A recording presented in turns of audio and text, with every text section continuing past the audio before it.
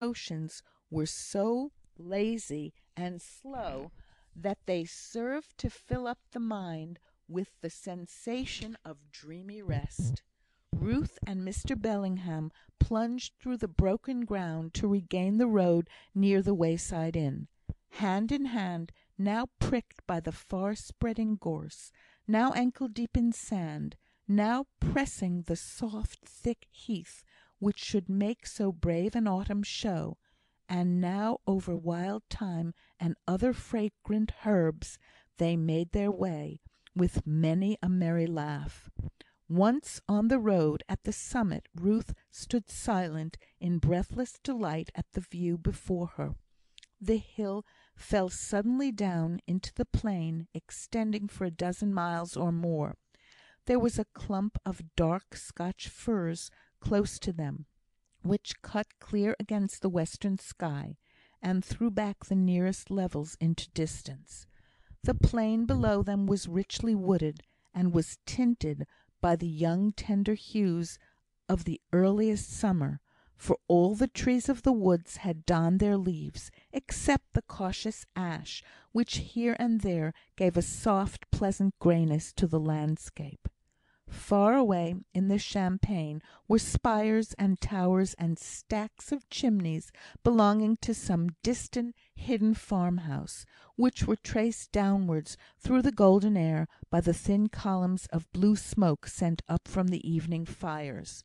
The view was bounded by some rising ground in deep purple shadow against the sunset sky. When first they stopped, silent with sighing pleasure, the air seemed full of pleasant noises. Distant church bells made harmonious music with the little singing birds near at hand. Nor were the lowings of the cattle nor the calls of the farm servants discordant, for the voices seemed to be hushed by the brooding consciousness of the Sabbath. They stood loitering before the house, quietly enjoying the view. The clock in the little inn struck 8, and it sounded clear and sharp in the stillness. "Can it be so late?" asked Ruth. "I should not have thought it possible," answered Mr. Bellingham. "But never mind, you will be home long before 9. Stay, there is a shorter road, I know, through the fields. Just wait a moment, while I go in and ask the exact way." He dropped Ruth's arm and went into the public house. A gig had been slowly toiling up the sandy hill behind, unperceived by the young couple, and now it reached the tableland, and was close upon them as they separated. Ruth turned round, when the sound of the horse's footsteps came distinctly as he reached the level. She faced Mrs. Mason. They were not 10, no, not 5 yards apart. At the same moment they recognised each other, and what was worse, Mrs. Mason had clearly seen, with her sharp, needle-like eyes, the attitude in which Ruth had stood with the young man who had just quitted her. Ruth's hand had been lying in his arm, and fondly held there by his other hand. Mrs. Mason was careless about the circumstances of temptation into which the girls entrusted to her as apprentices were thrown, but severely intolerant if their conduct was in any degree influenced by the force of these temptations. She called this intolerance keeping up the character of her establishment.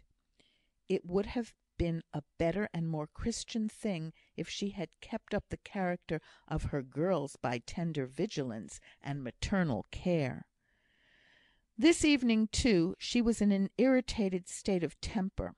Her brother had undertaken to drive her round by Henbury, in order to give her the unpleasant information of the misbehaviour of her eldest son, who was an assistant in a draper's shop in a neighbouring town.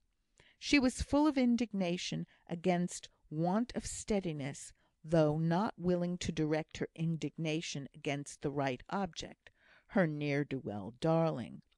While she was thus charged with anger, for her brother justly defended her son's master and companions from her attacks, She saw Ruth standing with a lover, far away from home, at such a time in the evening, and she boiled over with intemperate displeasure.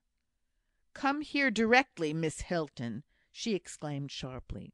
Then, dropping her voice to low, bitter tones of concentrated wrath, she said to the trembling, guilty Ruth, "Don't attempt to show your face at my house again after this conduct. I saw you, and your spark too. I'll have no slurs on the character of my apprentices. Don't say a word. I saw enough. I shall write and tell your guardian to-morrow."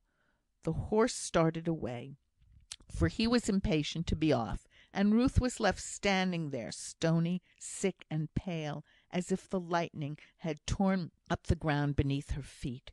She could not go on standing, she was so sick and faint. She staggered back to the broken sandbank, and sank down, and covered her face with her hands. "My dearest Ruth, are you ill? Speak, darling, my love, do speak to me." What tender words, after such harsh ones! They loosened the fountain of Ruth's tears, and she cried bitterly. "Oh, did you see her? Did you hear what she said?" "She! Who, my darling? Don't sob so, Ruth. Tell me what it is. Who has been near you? Who has been speaking to you to make you cry so?" "Oh, Mrs Mason!" And there was a fresh burst of sorrow. "You don't say so! Are you sure? I was not away 5 minutes." "Oh, yes, sir, I'm quite sure. She was so angry. She said I must never show my face there again. Oh, dear, what shall I do?"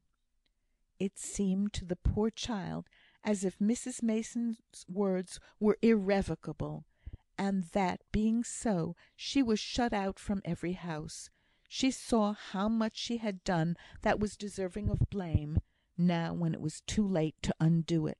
She knew with what severity and taunts Mrs Mason had often treated her for involuntary failings, of which she had been quite unconscious; and now she had really done wrong, and shrank with terror from the consequences. Her eyes were so blinded by the fast falling tears, she did not see, nor, had she seen, would she have been able to interpret the change in Mr Bellingham's countenance, as he stood silently watching her. He was silent so long, that even in her sorrow she began to wonder that he did not speak, and to wish to hear his soothing words once more. "It is very unfortunate," he began at last, and then he stopped, and then he began again. "It is very unfortunate, for, you see, I did not like to name it to you before, but I believe I have business, in fact, which obliges me to go to town to-morrow to London, I mean, and I don't know when I shall be able to return." "To London!" cried Ruth. "Are you going away? Oh, Mr Bellingham!" She wept afresh, giving herself up to the desolate feeling of sorrow, which absorbed all the terror she had been experiencing at the idea of Mrs Mason's anger. It seemed to her, at this moment, as though she could have borne everything but his departure, and she did not speak again, and after 2 or 3 minutes had elapsed, he spoke, not in his natural careless voice, but in a sort of constrained, agitated tone. "I can hardly bear the idea of leaving you, my own Ruth, in such distress, too.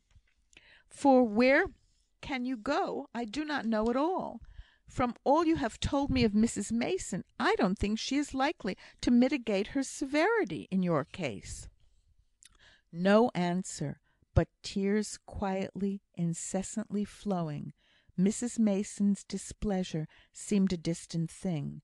His going away was the present distress. He went on: "Ruth, would you go with me to London? My darling, I cannot leave you here without a home. The thought of leaving you at all is pain enough, but in these circumstances, so friendless, so homeless, it is impossible. You must come with me, love, and trust to me." Still she did not speak. Remember how young and innocent and motherless she was. It seemed to her as if it would be happiness enough to be with him, and as for the future, he would arrange and decide.